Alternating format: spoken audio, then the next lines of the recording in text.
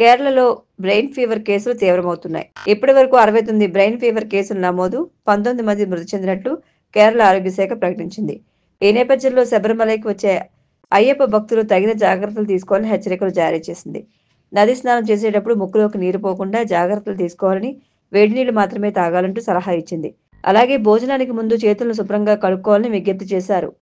ఆదికవి నన్నయ్య విశ్వవిద్యాలయ vice chancellor సత్తుపాటి Prasanna కళలు, సాంస్కృతిక రంగంలో చేసిన సేవలకు గాను మీడియా మొగల్ రామోజీరావు స్మారక ఎక్సలెన్స్ అవార్డును అందుకున్నారు. అంతరించిపోతున్న గిరిజన భాషలకు లిపిని రూపొందించి సమాజానికి చేసిన సేవలకు గుర్తింపుగా 10 లక్షల రూపాయల నగదు అవార్డు, పథకం, జ్ఞాపికతో సత్కరించారు. నిన్న రాత్రి హైదరాబాద్లోని రామోజీ ఫిల్మ్ సిటీలో జరిగిన కార్యక్రమంలో ప్రసన్నశ్రీకి చేసిన తెలంగాణ ముఖ్యమంత్రి రేవంత్ రెడ్డి అవార్డును అందజేశారు. ఈ కార్యక్రమానికి ముఖ్య అతిథులుగా భారత ఉపరాష్ట్రపతి సిపి రాధాకృష్ణన్, గౌరవ అతిథులుగా తెలంగాణ గవర్నర్ జిష్ణుదేవ్ వర్మ, ఆంధ్రప్రదేశ్ ముఖ్యమంత్రి నారా చంద్రబాబు నాయుడు, భారత మాజీ ఉపరాష్ట్రపతి వెంకయ్యనాయుడు, భారత మాజీ ప్రధాన న్యాయమూర్తి జస్టిస్ ఎన్వి రమణ, పౌర విమానయాన మంత్రి కె రామ్మోహన్ నాయుడు, గనుల మంత్రి జి కిషన్ రెడ్డి తదితరులు హాజరయ్యారు. ఈ సందర్భంగా వీసీ ఆచార్య ఎస్ ప్రసన్నశ్రీ మాట్లాడుతూ రామోజీ ఎక్సలెన్స్ అవార్డును అందుకోవడం ఎంతో ఆనందంగా ఉందన్నారు.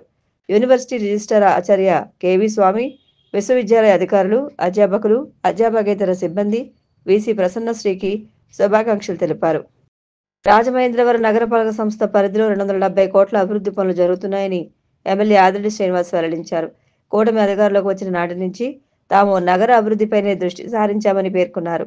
అధికారంలోకి వచ్చిన మరుసటి రోజే నగరంలో ప్రధాన సమస్య అయిన ముప్పుపై దృష్టి పెట్టి ప్రణాళికాబద్ధంగా నగరంలోని మేజర్ డ్రైనేజీలోని సిల్ట్ తొలగింపునకు చర్యలు తీసుకోవడం జరిగిందని తెలిపారు.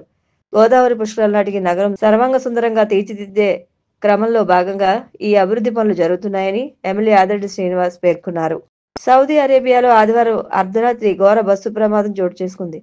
ఈ ప్రమాదంలో 42 మంది భారతీయ హజ్ యాత్రికులు మరణించినట్లు సమాచారం.